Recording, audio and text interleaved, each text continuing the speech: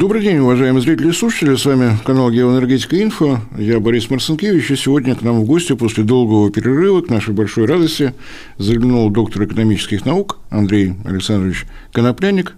Если кто-то не знает, с кем мы сегодня беседуем, заглядывайте на сайт, который запомнить очень несложно, конопляник.ру. Там вы можете ознакомиться со всем огромным объемом работы, который Андрей Александрович выполняет. Добрый день. Здравствуйте, Борис Леонидович, рад вас видеть. Повод у нас не самый радостный. То, что происходит на российском топливном рынке, сейчас в центре внимания всех СМИ, многих политиков и так далее, и так далее. Единственное, что я бы предложил не работать в оперативном режиме. Не знаю, как вы, а я ни одним не перерабатывающим заводом не командую. И работать в режиме, что нужно сделать сегодня к утру, а завтра после обеда, но это все-таки, наверное, к информационным агентствам. Вот ситуация сложилась такая, какая она есть. Помимо оперативных вещей, будем называть это, наверное, проблемой малого неба, периода повышенного спроса, вот все это вместе наложилось, плюс ажиотажный спрос, по оценкам вице-премьера Александра Новака, до 30% выскочил у нас спрос. Плюс, конечно, вопрос логистики. Но это то, что произошло сейчас. А это могло не произойти. Вот были предпосылки для всего того, что мы видим? Как вы оцениваете? Я исхожу из следующего. Вы объяснили, с моей точки зрения, истинную причину произошедшего кризиса. Я эту истинную причину, сейчас объясню ее своими словами, с вами разделяю, хотя есть мнения абсолютно другие. Вот я не далее, как вчера, прочитал в одном из информационных агентств мнение уважаемого мной Михаила Казина, который говорит: нет, там все пропало, как в известном фильме, во всем виноват, и так далее. Существующая система организации. Я согласен с вами, что есть регулярное явление под названием сезонный спрос. Правда, это регулярное явление зачастую приходит неожиданно, как приходит зима, отопительный сезон и так далее. Поэтому для меня странно, что до сих пор во времена повышенного сезонного спроса ставятся на плановый ремонт нефтеперерабатывающие заводы. Это странно. Но, тем не менее, есть повышенный сезонный спрос. И этот повышенный сезонный спрос, несмотря на плановые ремонты, мы, тем не менее, могли удовлетворять в мирное время. Сейчас время военное. И поэтому появилось понятие «внеплановые ремонты». И когда стыдливо в течение последнего месяца где-то, понятие о внеплановых ремонтах, в конце списка шло, потому что первопричины многие поначалу объясняли, именно тем, что есть, соответственно, повышенный сезонный спрос, есть плановые ремонты, и так далее. Понятно, что внеплановые ремонты – это результат атак беспилотников, это результат войны. А результат войны, это означает, я называю вещи, так как я их привык называть. У нас в прессе ведь ходили неопознанные летающие обломки, внеплановый ремонт. Зачем эти эвфемизмы, совершенно непонятно. Первый раз 8 числа на совещании у Владимира Владимировича, у Путина, Александр Валентинович Новак впервые назвал вещи своими именами. С моей точки зрения, это было впервые сказано, что это результат атак беспилотников. Это означает, что это не проблема спроса, а это проблема того, что провалился, соответственно, объем производства, уменьшилось предложение, и отсюда главный вывод. Это не сиюминутная проблема, которую, раз решив, мы эту проблему решим, это системная проблема, потому что война будет продолжаться какое-то количество времени. С моей точки зрения, она будет продолжаться долго, и она будет продолжаться до тех пор, я буду высказывать свою точку зрения, как обычно выступаю с дисклеймером, она будет продолжаться до тех пор, пока мы не дойдем до западной границы Украины, где бы эта западная граница она не проходила. Понятно, что при нынешнем темпе продвижения наших войск это будет долго. Это значит, налеты будут продолжаться. И, к сожалению, при том, что у нас 98 или 99% уровень, соответственно, защищенности наших объектов, о чем говорят, соответственно, военные, те, которым я, условно говоря, доверяю, то есть сбиваются 98% из того, что на нас запускаются. Но какие-то, соответственно, будут долетать. Поэтому повреждения наших заводов и наших нефтебаз, с моей точки зрения, будут продолжаться. Более того, я согласен абсолютно с Сергеем Вакуленко, который говорит, что те ремонты, которые сегодня производятся, это ремонты на живую нитку. Это не капитальные ремонты. Поэтому какие-то усталостные напряжения будут накапливаться, нам рано или поздно придется ставить эти заводы уже на капитальный ремонт основательный. Это значит, проблема снижения предложения – это проблема, которая является долгой и системной. Поэтому, с моей точки зрения, есть два аспекта решения проблемы. То, о чем сейчас говорят все. и о чем вы верно сказали, мы говорить не должны, не будем. Это оперативное решение системы административных мер того текущего сиюминутного дефицита, который нужно закрыть. И здесь весь комплекс мер, под которыми я подписываюсь, но я об этом там писал, говорил, только административные меры. Слава богу, что не стали использовать биржевые механизмы, хотя для меня непонятно, почему до сих пор не закрыли биржевую торговлю, потому что биржевая торговля в период дефицита существующего, она всегда разгоняет, соответственно, ажиотажный спрос и только его усиливает. И дальше спекуляции, то, другое, пятое, десятое. Комплекс административных мер понятен. Закрытие экспорта, наращивание импорта, раскрытие, соответственно, госрезервов. Все это делается. И главное, меры успокоения вот этого ажиотажного спроса, я об этом говорил давно, ссылаясь на американский опыт 70-х годов, система четной и нечетной, регионы не стали дожидаться решения сверху, 4 июля Орловская область, там за ней пошли там другие, Нижегородская, Псковская, там Липецкая и так далее. То есть эти меры будут решены, самоорганизация населения, когда пошло информирование, где на каких заправках, соответственно, есть бензин, а где его нет, системы начали там Яндекс.Гоу и прочее, то есть уровень определенности, который появляется у населения, он сбивает отчасти ажиотажный спрос. Но все это комплекс разовых мер, которые должны, мне кажется, обеспечить инвестиционную паузу для того, чтобы посредством инвестиций в наращивание предложения, с учетом того, что повреждения будут наноситься, а ремонты нужно будет сделать более капитальные, поэтому какие-то заводы придется вывозить на более долгий срок. Московский, я так понимаю, несмотря на все разговоры, что вроде запустили, вроде не запустили, до конца года он, соответственно, выбит. То есть это показывает примерные сроки ремонтов, которые потребуются. Отсюда инвестиционная пауза. Инвестиционная пауза, которая нужна для того, и вот здесь, мне кажется, есть предмет для обсуждения, для того, чтобы можно было нарастить предложение, вопрос, по какой модели? По той старой, когда у нас были крупные мощности, единичные мощности, когда мы использовали эффект концентрации мощности для того, чтобы можно было снизить отдельные затраты, но это повышает уязвимость этих объектов, потому что крупных объектов их мало, и как вы их не защищаете, но по ним, соответственно, ударить легче. География хорошо известна, их не переместишь. Или должна быть другая модель. Мне кажется, имеет смысл поговорить как раз о том, какая могла быть альтернатива более эффективного наращивания предложения для того, чтобы упреждающими мерами в рамках вот этого, так сказать, периода инвестиционной паузы, когда правительство закрывает административными мерами, сбивает ажиотажный спрос, чтобы можно было обеспечить весь необходимый комплекс мероприятий для запуска, наращивание предложения, но, видимо, уже чуть-чуть по другой модели, в дополнение к тому, что, естественно, заводы, которые сегодня стоят, там у нас кто говорит там 33, кто-то говорит 38 миллионников, всего там у нас 86 объектов нефтепереработки, понятно, что их в любом случае мы оставляем, их нужно ремонтировать, модернизировать, там те, которые пострадали, но расширять нужно сферу предложения. Давайте, может быть, об этом поговорим. Давайте поговорим. Удивительно то, что об этом приходится говорить на совещании под руководством президента, то есть вроде бы вещи хозяйственные. То, что мы услышали от Владимира Владимировича, встречное его пожелание подключить малый и средний бизнес к строительству мини-НПЗ, к вводу мини-НПЗ. Как вы эту меру оцениваете? Кто в это может включиться при нынешнем инвестиционном климате? Сколько времени может занять строительство мини-НПЗ? Насколько радостно малым и средним предпринимателям будет под это брать кредиты? Такая очень приятная сейчас ставка в наших коммерческих банках. Сработает это, не сработает? И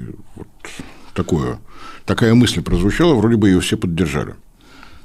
Я считаю, что вы выделили ключевое звено.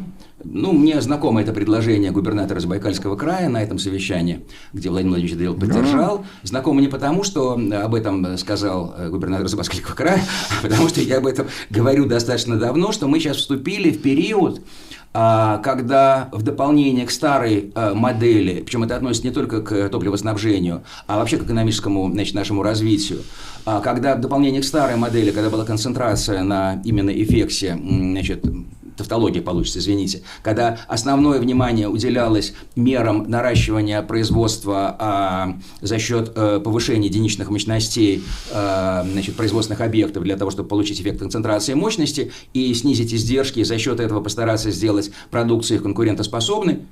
Здесь я позволю себе сказать, несмотря на политику ЦБ и Минфина, мне представляется, это нормальная логика экономического развития, то, о чем сейчас я буду говорить, когда в дополнение к этому этапу, сначала идет экстенсивное развитие производственной базы, промышленного производства за счет такого механизма. а затем повышение его эффективности за счет достраивания или дальнейшего расширения уже за счет децентрализованного производства, за счет, соответственно, уменьшения единичных мощностей, где нужно ставить производство единичных мощностей на поток, на конвейер, и за счет этого получать дополнительный эффект снижения удельных издержек, только не за счет уже эффекта концентрации мощности, а за счет того, что он на Западе называется, так сказать, economy of scale. У нас это иногда переводят неправильно, соответственно, эффект масштаба, что путают вот с этим, с первым делом, да? Это скорее эффект, соответственно, расширения объемов производства. Ну, есть такие известные очень, так сказать, законы, там, закон Мура, закон Свансона, тоже я много об этом пишу, говорю, которые говорят, ну, это общеизвестные такие вещи, что удвоение объемов производства, оно приводит к снижению издержек примерно там удельных затрат на 10-20%. И по разным отраслям это доказано. Сейчас чаще всего это там обычно по солнечной генерации показывают, да, то есть по солнечным, значит, по фотоэлектропреобразовательным, по солнечным электростанциям, то есть вот по возобновляемым источникам энергии. Но это же относится и ко всему остальному.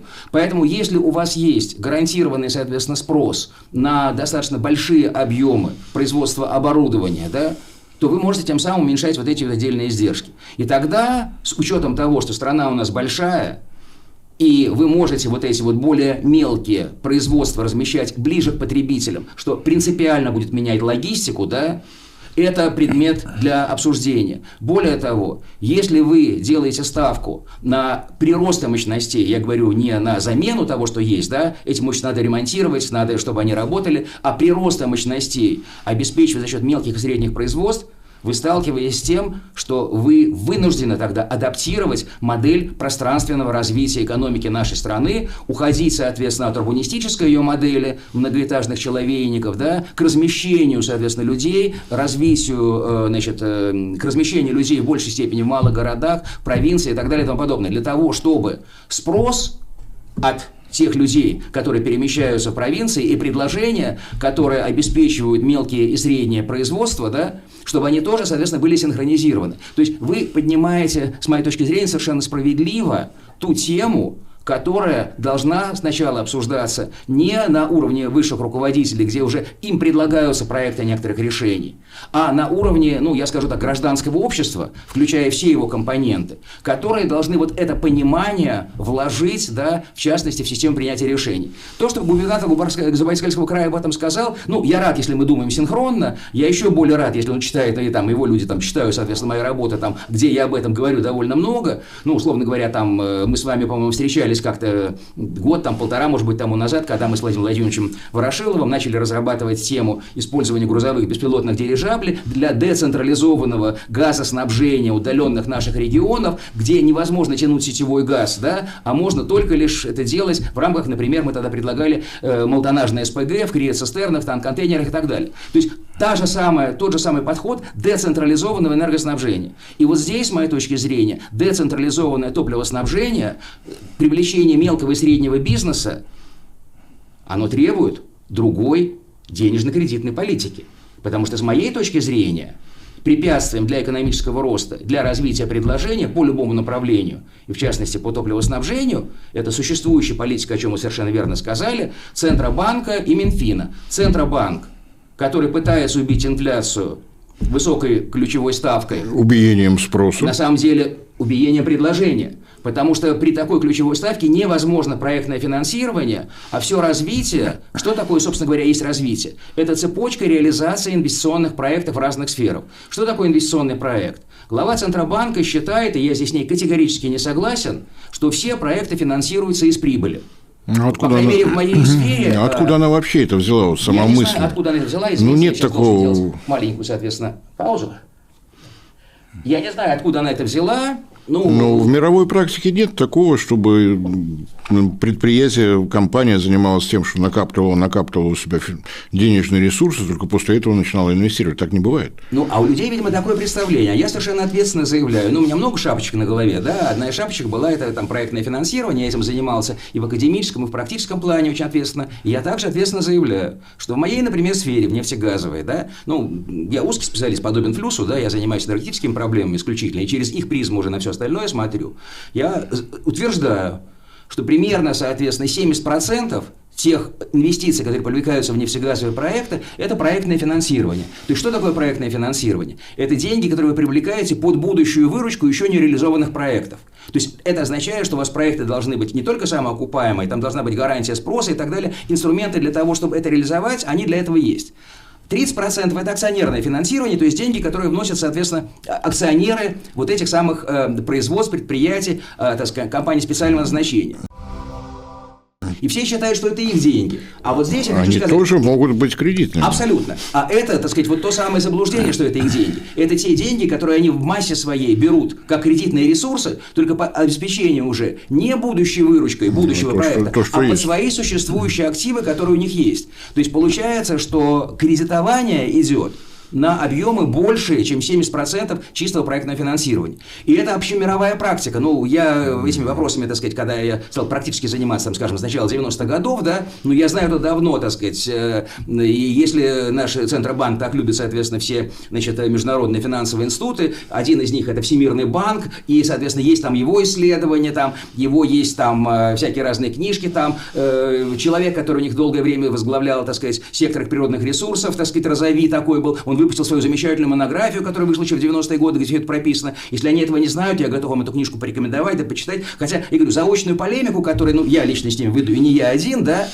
многие, соответственно, ведут. Но, с моей точки зрения, это устойчивое заблуждение, это незнание, я могу сказать, что это безграмотность в сфере проектного финансирования. Ну, Андрей Александрович, я предлагаю, вот, с кредитами, я получил физическое образование, если человек выдвигает гипотезу, он тут же должен дать подтверждение. Если госпожа руководительница Центрального банка говорит, что компании сами должны инвестировать из собственных накоплений, вот, например, вот если она скажет вот это до конца, если она приведет хоть один живой пример, будет интересно. Она приводит этот пример, говоря о том, что доля, соответственно, там кредитов, там из прибыли у компании увеличивается при даже нынешней учетной ставке. Но понимаете, если вы берете кредит на оборотно... Не нужен абстрактный пример. Вот, например, судостроение в Южной Корее развивалось за счет собственной прибыли. Ну, там еще что-нибудь. Она приводит статистику по нашей стране, но это лукавая цифра. Была в свое время, если вы помните, мы с вами это помним, да, в 1977 году в «Новом мире», да, известная, значит, статья, значит, на эту тему, которая так называлась,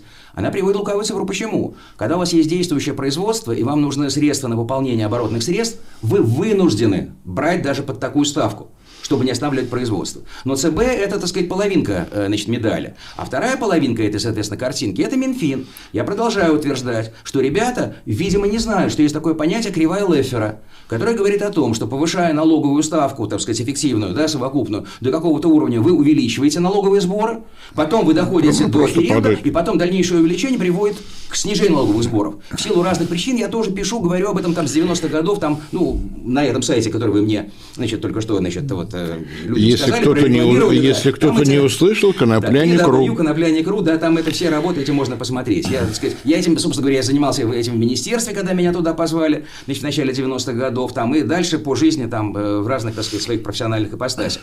Ну, давайте отбросим вот теоретические положения, не знаю кого, кто-то где-то накопил и так далее. Я хочу к практике просто перейти. Вот к практике. Вот малые и средние предприятия, которые могут действительно идти на эти... Я к этому как раз хочу подвести. Сначала важно определить диагноз, да? Что мешает. С моей точки зрения, мешает сегодня политика ЦБ и Минфина. Политика ЦБ, задрав, соответственно, ставку, которая у них универсальна, и для потребительского кредита, и для инвестиционного. Хотя это принципиально разные вещи, я думаю, не надо вдаваться в эти детали, опять-таки у нас время ограничено. А Минфин, который пытается работать по принципу собрать больше налогов здесь и сейчас, и все пронизано, когда он говорит о каких-то льготах, что это выпадающие налоги бюджета. Но если я позволю заметить, вот это будет важно, да, что в структуре цены можно выделить следующие основные компоненты. Первое – это технические издержки, которые есть результат капиталовложений, да, и чем у вас оборудование более современное, тем, как правило, оно более дорогое, да, тем больше оно потом даст отдачу, эффекты, уменьшит операционные издержки, но вы должны это оборудование купить. Поэтому к техническим издержкам добавляются издержки финансовые. Издержки, то есть стоимость того финансирования, которое вы можете привлечь для того, чтобы купить это оборудование. Запретительная ставка, соответственно, будет убивать у вас физическую возможность его купить. Дальше два компонента – налоги и, соответственно, прибыль. Есть такое понятие приемлемая норма прибыли. Никакой, соответственно, бизнесмен, там, интерпренер, там, называйте его как хотите, он не будет вкладываться в развитие нового производства, если он не может окупить свои затраты. Значит, я исхожу из того, что если, соответственно, у вас сумма издержки, налоги и цены, издержки, налоги и приемлемые нормы прибыли оказывается выше уровня цены, который есть сегодня на рынке, то у вас производства не будет. Каким образом вы можете сделать так, чтобы у вас производство состоялось и ваша продукция была конкурентоспособной? Вы должны, с моей точки зрения, снизить и ключевую ставку, то есть стоимость финансирования, и прямые налоги на этих производителей ниже уровня конкурентной цены, для того, чтобы обеспечить гарантированный сбыт той продукции, которую вы будете производить. Потому что если у вас цена ниже, соответственно, цены конкурентов, то вы всегда будете иметь сбыт. Будете иметь сбыт, под это вы сможете привлечь проектное финансирование, сможете запустить проект. Есть ли прецеденты такого свойства? И тут я говорю, наш дом «Газпром», да, наше национальное достояние «Газпром». С 1967 года, значит, Советский Союз, а затем, соответственно, Российская Федерация в лице «Газпрома» использует механизм долгосрочных экспортных газовых контрактов. Не «Газпром» это изобрел, это изобрели наши голландские друзья. Ну, это было начало 60-х годов. 62 год, да, Гронинская модель, нота де пауза, министр экономики, опять не будем вдаваться в историю газового бизнеса. До них это изобрели компании Международного нефтяного картеля еще в 50-х годах, когда они за счет своей ближневосточной нефти вытесняли уголь из энергетического баланса Западной Европы, используя этот механизм. То есть это отработанная в мировой практике, да, история, когда вы за счет механизма так называемого индексирования, да, устанавливаете цену реализации вашего продукта ниже цены конкурента, да, регулярно, там, по формуле, возможно, пересматривая этот уровень цены, у вас есть долгосрочный контракт, который обязан в рамках вот этого срока гарантировать вам неизменность налоговой среды, в рамках которой вы реализуете ваш, соответственно, проект. То есть вот все вот эти вещи, они в мире известны. Поэтому, возвращаясь к мелкому и среднему бизнесу, что предлагаю я, и там вот в последних своих работах. Во-первых, ввести дифференцированную ставку ключевую, да? Сделать возможным ее в ряде случаев, там, где приоритетно что-то для государства, да, а с моей точки зрения, реализация вот этой дополнительной новой модели топливоснабжения для того, чтобы обеспечить гарантированно, да, баланс спроса предложения даже в условиях налетов беспилотников, даже в условиях, когда у нас есть сезонные колебания, сделайте ее нулевой. И тогда коммерческие банки смогут представлять кредиты, да, под ставку 1-2%, которые будут покрывать только их затраты. Самообслуживание кредита. Не получали тогда незаработанную ценовую прибыль, которую они получают, когда у них комиссия, так сказать, фактическая их 1-2%. Но если посмотреть любые финансовые документы, да, там прописаны эти вещи, что комиссия банка там такая-то, да. А все остальное, разница между ключевой ставкой и вот этой комиссией, это не заработанная, соответственно, банками прибыль. С одной стороны. А предлагаю Министерству финансов обнулить прямые налоги, что расширит тогда базу для налогообложения, потому что создание новых производств дать возможность за счет расширения налоговой базы увеличить и прямые, и косвенные, и мультипликативные эффекты, которые будут давать дополнительное налогообложение. Мы это проходили еще в 90-е годы, когда вот я с коллегами, со своими друзьями, мы делали законодательство о соглашениях о разделе продукции, да, которое двойственно имеет оценку в нашей юной прекрасной стране, но тем не менее мы все это уже проходили, вся эта система аргументов была прописана, мы доказывали это везде, где можно, на каком-то уровне доказали, да, и механизм этот запустили. То есть это все известно.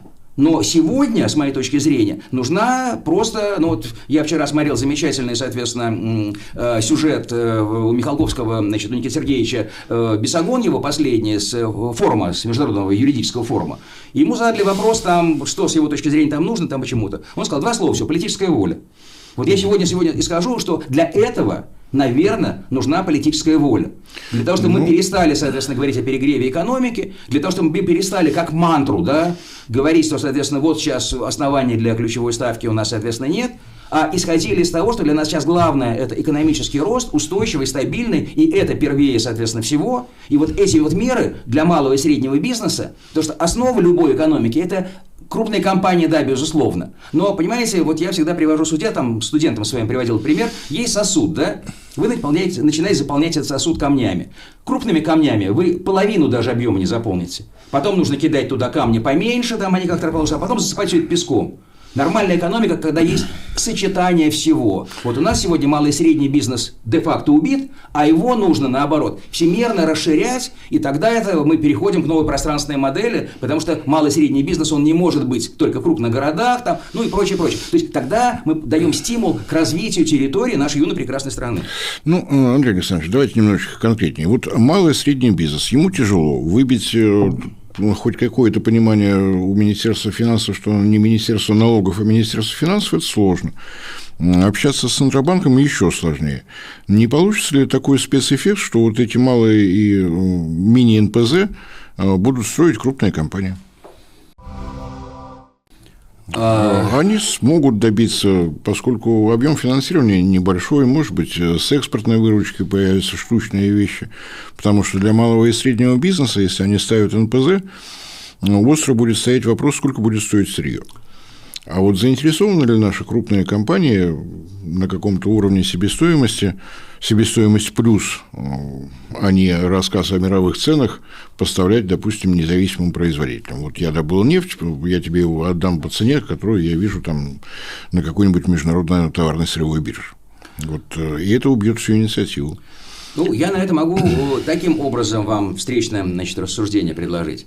Значит, я исторически всегда занимался, международным нефтегазовым бизнесом, и начиная там с времен своего студенчества, там, с дипломной работы, там, с 75-го года, я все-таки 75-го года в этом бизнесе, да, дальше, академическая, профессиональная деятельность, в основном была связана с международным бизнесом, и я считаю, что я знаю международный нефтегазовый бизнес, в общем-то, я спецкурс свой читал в течение очень долгого времени по этому поводу, и я приводил студентам всегда, когда мы говорили о корпоративной политике, вот об этом вот сосуде с камнями, говорил им о следующем, и я это утверждаю. Крупные компании, вертикально интегрированные компании не заинтересованы заниматься мелочевкой.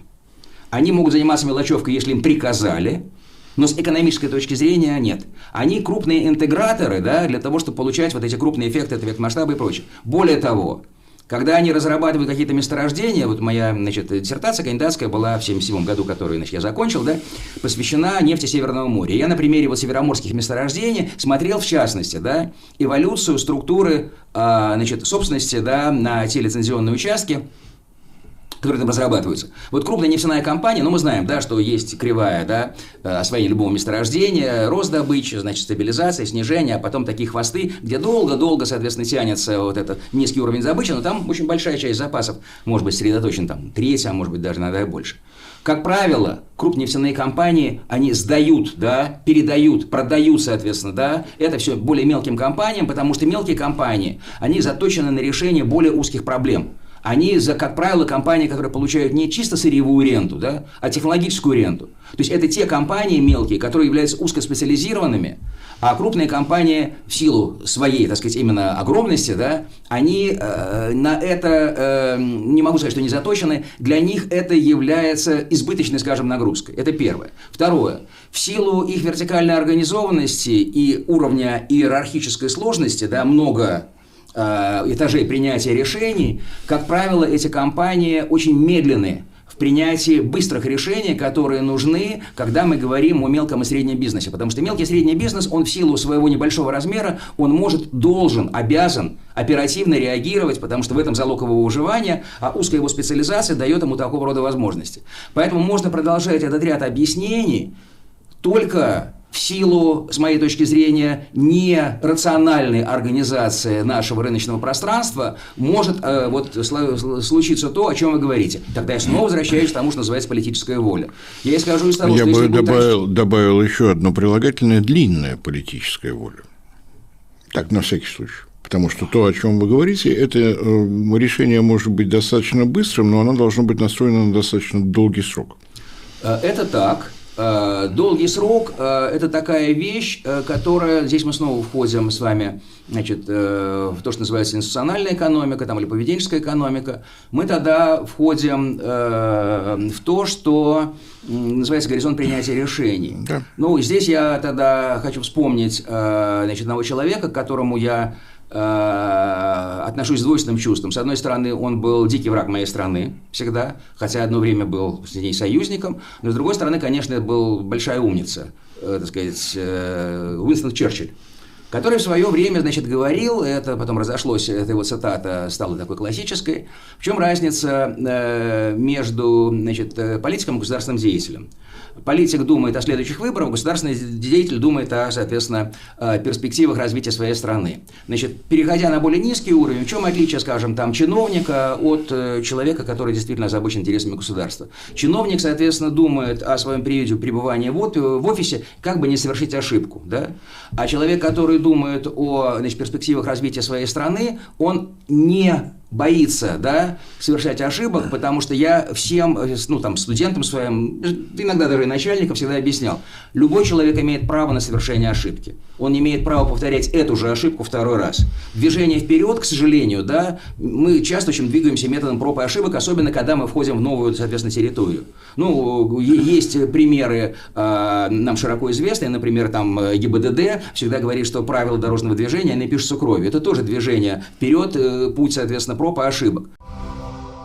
Чтобы не было этой крови на ошибках, да, для того, чтобы цена вот этих ошибок была как можно меньше, я хочу вернуться к тому, с чего мы с вами начали. Должно быть широкое общественное обсуждение, да, вот этих вот всех предложений, инициатив, каким образом двигаться дальше по новой модели, для того, чтобы можно было максимально, соответственно, сузить коридор, да, тех возможных движений, которые потом уже потребуют той самой длинной политической воли, для того, чтобы в этом коридоре дать мощный пинок. Пинок иногда бывает со стороны собственного руководства, иногда со стороны внешних обстоятельств. Ну, у нас есть русская народная пословица: мужик, соответственно, значит, рак не свистнет, мужик не перекрестится. Мне, соответственно, больше нравится... Запеченное куриное изделие, сокращение дистанции до седалищного нерва, ну и так далее. Это как бы вы очень такой изощренный человек, это такая восточная у вас уже мудрость. А мне больше нравится Михаил Михайлович, когда говорил, который Жванецкий: большая беда нужна.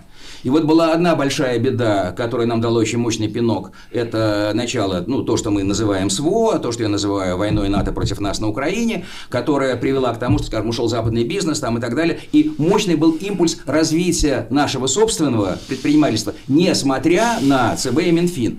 И вот сейчас я бы очень хотел, чтобы этот топливный кризис оказался примерно таким же пинком, только чтобы он оказался сопряжен с той самой длинной политической волей и вот с теми инициативами, да, которые, наверное, в результате обсуждений, и, собственно, вот наш эфир, я так понимаю, он, может быть, и должен послужить таким триггером, что ли, своего рода, да, или ускорителем, или, может быть, так сказать, таким le provocateur, да, таким вот провокационным немножко, да, таким импульсом для того, чтобы люди в разных эшелонах, привластных, провластных, вневластных, да, могли задумываться, каким образом нам обеспечить наращивание предложения и каким образом поменять политику ЦБ и Минфина, и, может быть, тогда это будет вот эффект той самой бабочки, которая села на ну, когда, да, тяжелоатлет, да, поднимал, тужился, да, бабочка села, и вся конструкция... И тут спина у верблюда и треснула. Большое спасибо, что заглянули. Надеюсь на продолжение. Спасибо, что пригласили. Спасибо. Всем спасибо за внимание, всем всего доброго. Спасибо, да, до свидания.